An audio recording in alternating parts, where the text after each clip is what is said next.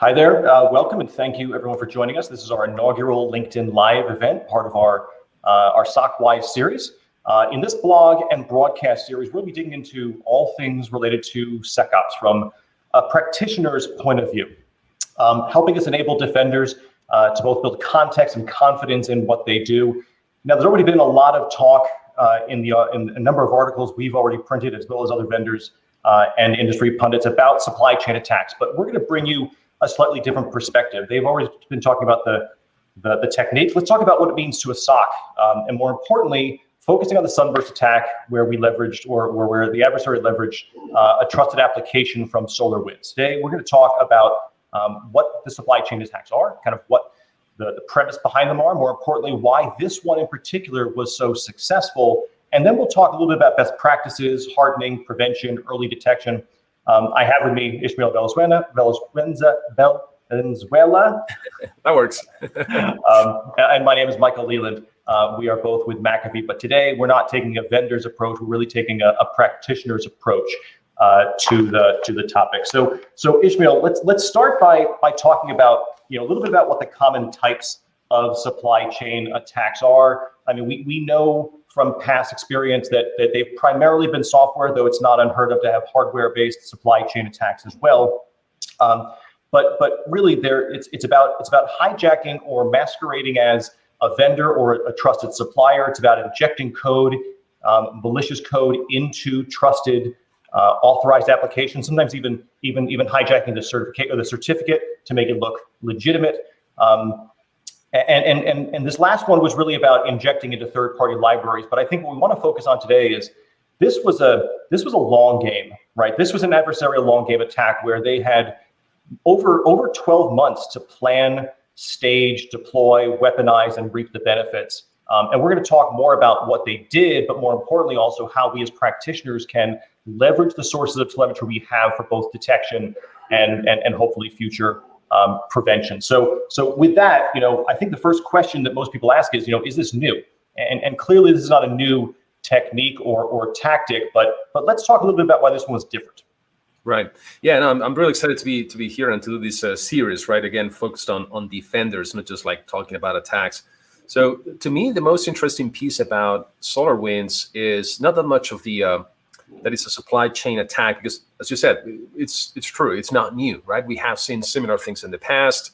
I know there's a lot of controversy around some of them, like Supermicro, and many others over the last few years. And it's always kind of like difficult to prove, right? Sometimes these type of attacks. But to me, the most interesting piece is not just how it got into the environment, right? We talked about malicious updates into legitimate applications. For example, we've seen some of that in the past with modifying code on GitHub, right? Unprotected repos, right? And attackers, threat actors, just like modifying the code there. And we're gonna talk a little bit about what organizations can do to identify these. But what I really want to highlight out of this is that the attackers, they have a plan, right? They compromise the environment carefully. They stayed dormant for about 2 weeks. And after that, as we have seen in the recent research, they started to deploy second stage payloads. And the way that they did that was very, very interesting, right? And it's kind of changing the game a little bit. It's not like radically new, but there's always like something new that we may have not seen before. And I think it's important for defenders to understand these behaviors so they can start, trying to detect them. But in summary, they had a plan. And I think as a SOC, something that we should ask ourselves is do we have a plan for this type of attacks? Not only the supply chain vector, the initial vector, but also what happens after that. So with that, let's take a look at the timeline real quickly, and we can talk about the story arc of what took place, right? I think the important thing is, again, the adversary knew long before the attack, long before the weaponization of the application, long before the deployment, they had this planned out, right? And that is that they knew they were going after a very specific vendor, in this case, SolarWinds. They knew as far back as 2018, early 2019, that they had a domain registered for it already. They didn't even give it an NS lookup until almost a year later. But the weaponization, the code modification took place in 2019. the code modification 2019, the weaponization in 2020, we're talking about months, almost a year of time passed, and they knew very well going into it what their intent was. Yep, absolutely. And as I mentioned before, even once they have put the backdoor in place, the infamous DLL, they now stay dormant for 2 weeks, and then after that, they start doing carefully reconnaissance, discovery, trying to find out where they are and what type of information they have around them, the users, the identity management. In some cases, we have even seen them pivoting, stealing some of these tokens, some of these credentials, and pivoting to the cloud. All of that takes time, right? And that indicates that this attacker has a lot of knowledge on how to do this in a stealthy way. But if we think in terms of attack chains, it also helps us to understand where we could have better opportunities to catch this type of activity. So we're gonna get to the detection, prevention, hardening a little bit later.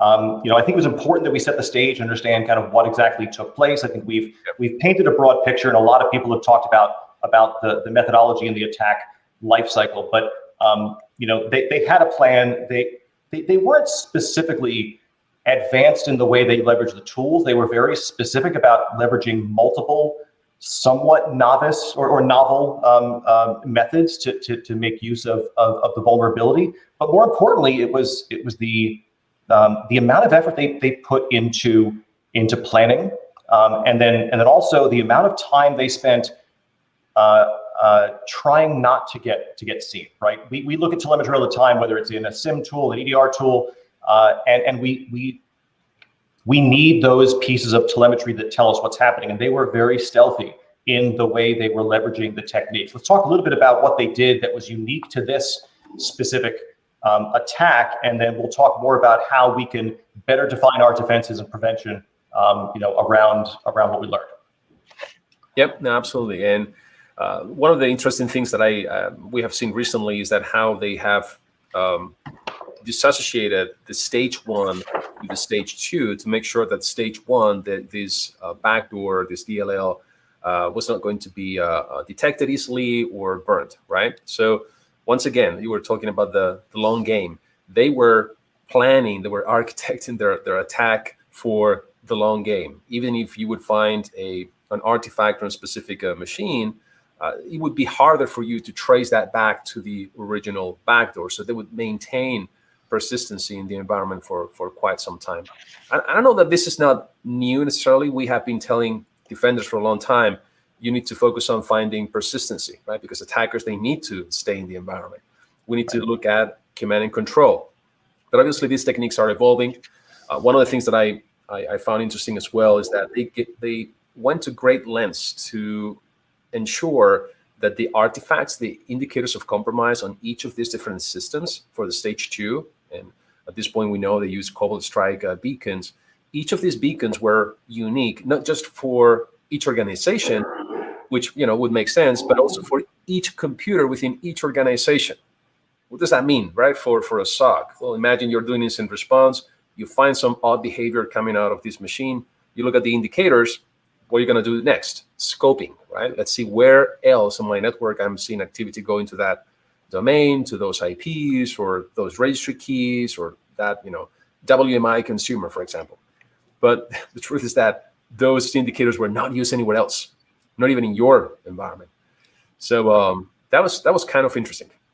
So given that we don't have specific indicators that we could attribute to something malicious on that stage, what we do know as well is the way they were leveraging common protocols in an uncommon way, right? So majority of this attack took place from a C2 perspective all the way up through partial exfiltration was being done using DNS, right? So to those organizations that aren't successfully or effectively monitoring the types of DNS traffic, the DNS taking place on non-standard ports, or more importantly, the volume of DNS that are originating from machines that don't typically have it, volumetric analysis can tell us a lot if in fact there's some heuristic value that we can leverage to detect. What else should we be thinking about in terms of the protection side of things? I can think of a number of areas. This was as you've put it, an abuse of trust, right? We trusted an application, we trusted a vendor. This was a clear abuse of that. Zero trust. would be one methodology that can incorporate both microsegmentation as well as explicit verification, and more importantly, least trust methodology that we can ensure. I also think about the fact that these applications, we are by nature giving them rights and privileges to our environment, right? Administrative privileges.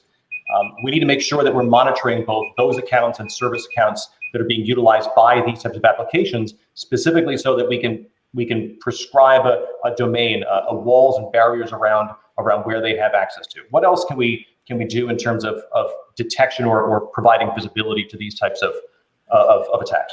I like to frame like things in, it helps me, especially when we're talking about a complicated or advanced attack. And I know some people might think, oh, this is too advanced, there's no chance we can prevent it. I like to think in terms of frameworks like the NIST cybersecurity framework, for example, that talks about, prevention, detection, response, but also identifying the risks first, identifying assets. And if you look at it from that perspective and you look at an attack chain, even though some of the aspects of this attack were like very highly advanced, there's always limitations, right? From the attacker perspective as well. There's no such thing as the perfect attack. So beware of the perfect attack fallacy. There's always something the attacker is going to do that can help you to detect that.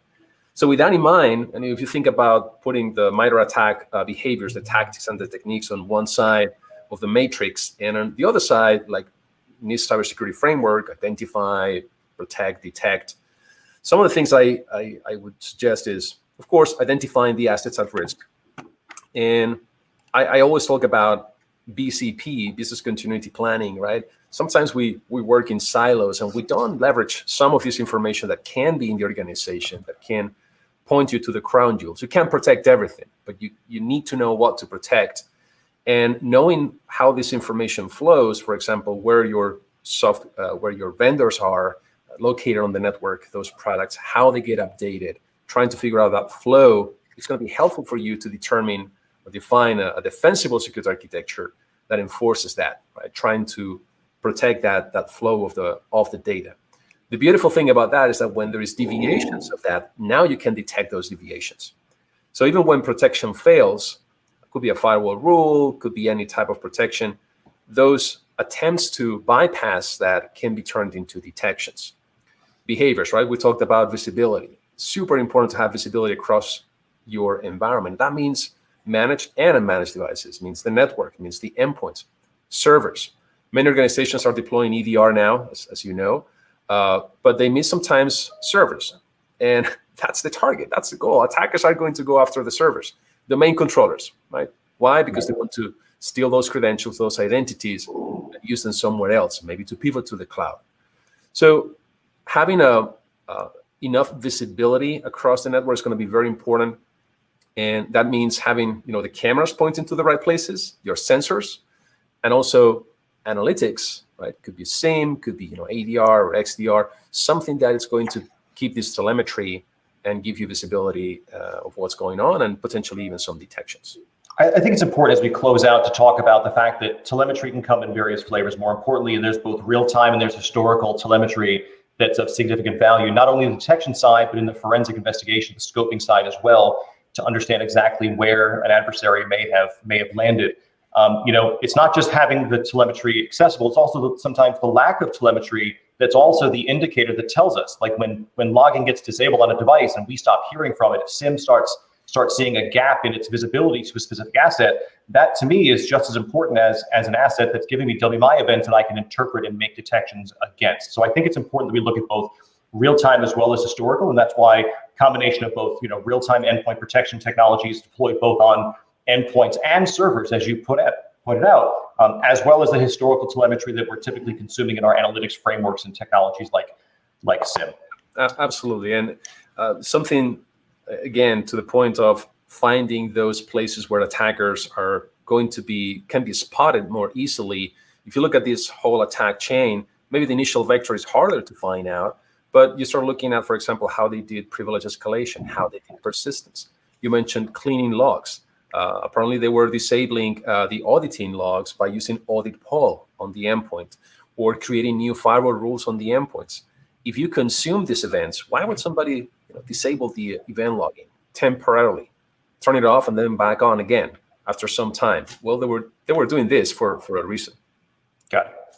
All right. So I think we've run out of time for this session. Hopefully this was both informative and we're going to invite you to future sessions. We'll be doing more of these on LinkedIn Live. This is in parallel to the SOCWISE blog series that we have published at mcafee.com/SOCWISE.